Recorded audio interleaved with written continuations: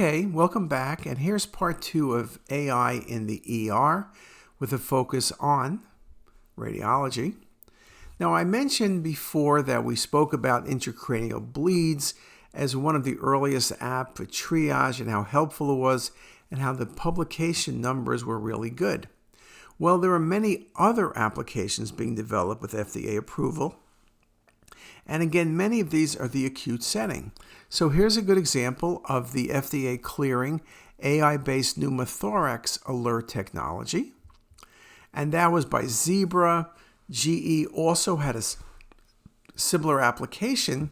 One of the things GE, which makes equipment, has done is built it into the portable X-ray machine. So it's able to triage things and flag critical cases to the radiologist, which could cut time to diagnosis by 8 hours. And I think the reason they calculated that is if you have an 11 o'clock chest x-ray, most hospitals, you don't read it to the next morning unless someone has a concern. And so it may go undetected that the patient has a pneumothorax for 8 hours till someone reads it. Again, what they're also doing is making AI part of the workflow. You don't have to go somewhere else or look somewhere else to get the answer. Every case that's x-rayed by the machine has AI look at it and helps you with the early diagnosis. And this GE Critical Care Suite, again, pneumothorax, okay, very, very important. Critical Care's overall area under the curve for detecting pneumothorax was 0.96. Large pneumothoraces were detected with high accuracy, as were small pneumothoraces. So again, a very, very helpful tool because we're always looking for pneumothorax, post-line placements, or just hospitalized patients, and you don't want to miss it. And again, their point is things often sit there. You don't read the films to the morning. That's just the way it is. Everyone is really busy, and plain films get pushed aside. Well, now, if someone really has something, you'll be able to look at the case right away. It's the same thing with AI looking in the entire chest. If it finds a pneumonia, if it finds a mass, you want to read it right away. So that becomes very important. It's a way of doing triage, but it's taking it a step forward because they're looking only for the pathology. So it's really showing it very nicely. And you can consider this as a triage step, very much like the triage for intracranial bleeding was done. Pulmonary embolism, the same thing. AI Doc and now a few other companies have PE detection. What's very important is that when I say rule out PE, you're usually pretty good at excluding it, though if everyone misses things. But it's all of those chest CTs you do, whether it's a chest abdomen or just a chest alone, where you miss an incidental PE because you're not thinking about it. Or it's an abdominal CT that includes part of the chest and you miss PEs in that region. Well, these apps could increase your accuracy and sensitivity and specificity. And in this work that was done looking at this approved technology, it was shown the algorithm achieved optimal results with a sensitivity of 93%, specificity of 95%, and positive predictive value of 77%. Now, this ability to triage acute processes is indeed going to drive ER business, and I think ERs that offer this technology will advertise they're offering it, which will help them in very, very competitive markets. And again, from a patient perspective, there's no downside, particularly if it doesn't cost much money or it's for free. It's really a great thing to do. Now, in this article by Lexa and Ja, where they were looking at is radiology and AI going to get along well together. Now, in part, their concept was that, hey, AI may become really, really good, and it's going to reduce the radiology workforce. So perhaps it's not really radiologists' friend. Maybe it's their foe in time. I think at the end of the day, all of us will agree, AI, if it's really good and it replaces radiologists, all that matters is patient care. So if you don't need as many radiologists, that's the way it is. We need to make certain we do the best patient care. Now, I will say it's my opinion that you may see more cases, but it's not going to replace radiologists. I think we're all so busy now We need help to be able to do things correctly on a daily basis. Now, you can see how quickly things are changing. I mentioned in the first part of the talk about an app that looked at wrist fractures on plain radiographs. This is an article published just recently in Radiology where the background was the interpretation of radiographs suffer from ever-increasing workload in ER and radiology department, while missed fractures represent up to 80% of diagnostic errors in the emergency department. So they wanted to look at the performance of an AI system designed to aid radiologists and ER docs in the detection and localization of appendicular skeletal fractures. Well, they did that, and it provided a gain of sensitivity of 8.7% and specificity 4.1% without loss of reading speed. Now that becomes important because AI can't slow the radiologist down, but here it's not slowing you down, but it's increasing your sensitivity and specificity. Now in this study, they trained it on over 60,000 radiographs, and when they did the testing, they did not look at the most obvious fractures, which were really easy. They looked at more difficult fractures. They had 6 radiologists and 6 ER physicians were asked to detect and localize fractures with and without the aid of software. And that's the logical way. I looked at the case. Here's what I think. I look at the case and I have AI helping me. Does that AI help me be more correct? Or maybe it introduces errors. So it's never always going to be clear. Okay? In the study, 600 patients were used. And again, the very simple cases were not used. So it's really a better test. And again, the sensitivity and specificity gain were there. In summary, the key factors were AI is an aid helping highlight potential fractures on radiographs with high sensitivity and specificity. The standalone area under the receiver operator characteristic curve requiring that the AI system detect the precise locations of all fractures on an exam was 0.94 with a newer release of the AI system. Very, very accurate. And the conclusion was we showed the deep learning algorithm aided emergency physicians and radiologists in improving their diagnostic performance and boosting their time efficiency in localization of all appendicular bone fractures on plain radiographs. The algorithm improved as updates were made, and that bodes well for the future. Of course, the study always has limitations. They mentioned that you didn't know the patient history. Well, we never know the patient history. The patient had trauma, so that's not a problem. They worried about a Hawthorne effect. They worried about cognitive biases.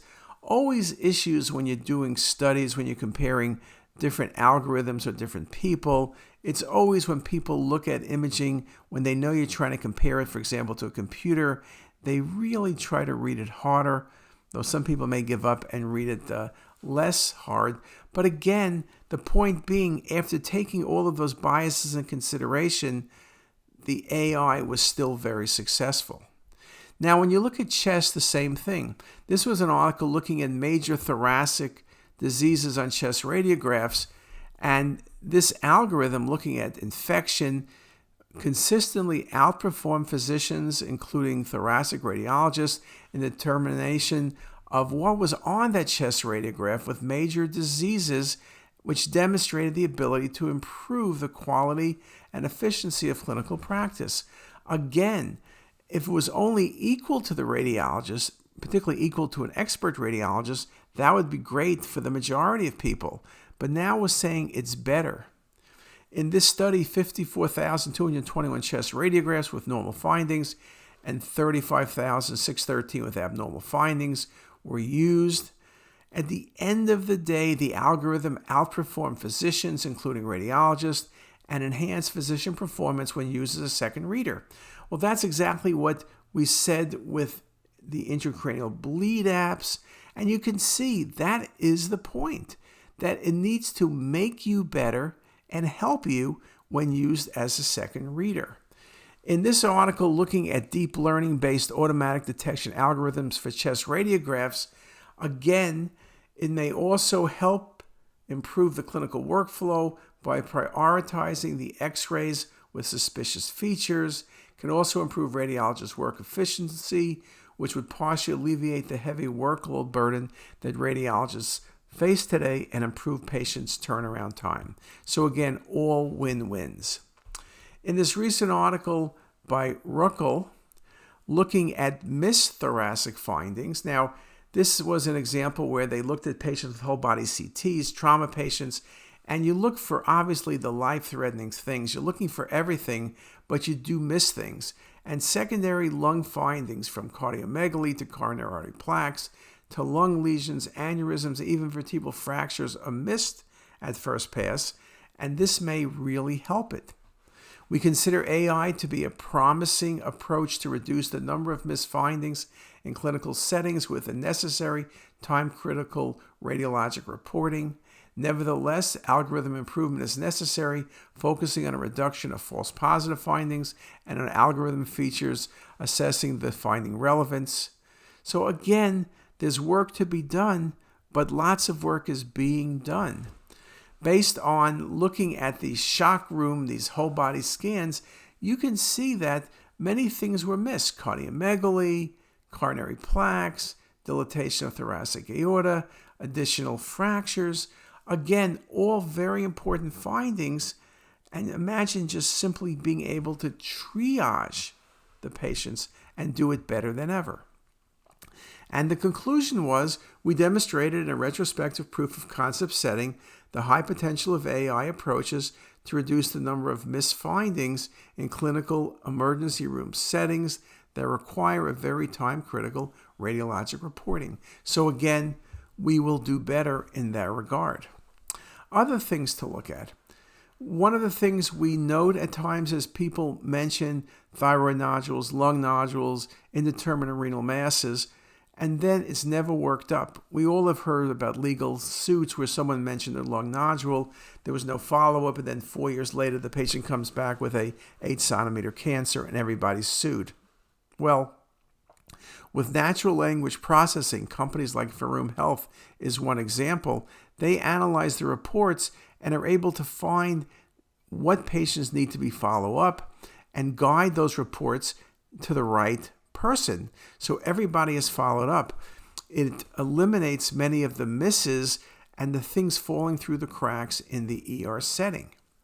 AI machine learning systems function through the use of mathematical models, which can be trained on various data sets. Of course, it's very important, and we all know this, that you need multiple types of data sets. If you're doing CT at Hopkins, you do certain protocols, certain scanners. It would be great to have other protocols, other scanners, and then you could test really how good your algorithms are. If you only have your own data, not that you're cheating, but the fact is computers can't get good on one type of data. What happens when there's multiple types of data sets? So that indeed becomes very, very important. One of the reasons we talk about collaboration, one of the reasons we talk about federated learning is we want more data sets for whatever our application is. Now, it's interesting. This was just an article published the other day by Mazurowski, and maybe some of it's tongue-in-cheek, but he was asking about the complaining that AI doesn't meet the requirements, that some of it is black box. And he made the point that how clear are we about how humans read x-rays? We talk about Ann Mini, right? I see something as an Ann Mini. Why is it Ann Mini? Because I know it's an Ann Mini. That's why it's an Ann Mini. It sounds like a circular reasoning. But even the best radiologists who are really good, they kind of look at the images and they make the diagnosis. How'd you reach it? Well, I kind of know what it looks like. I personally, and all of you in the audience, when you're reading studies, you read them based on everything you know. I constantly look at more cases, so when I see something, like today, for example, I think I diagnosed a ganglioneuroma in an adrenal gland. I wouldn't have done that 2 years ago, but I now have looked at many ganglioneuromas. I know they enhance late. This case enhanced late. Now, of course, if the computer had all the information, the computer would get that right. So I'm trying to do it myself, but computers will really help you. The point is that we don't always know how computers work, but we also don't know how people really work.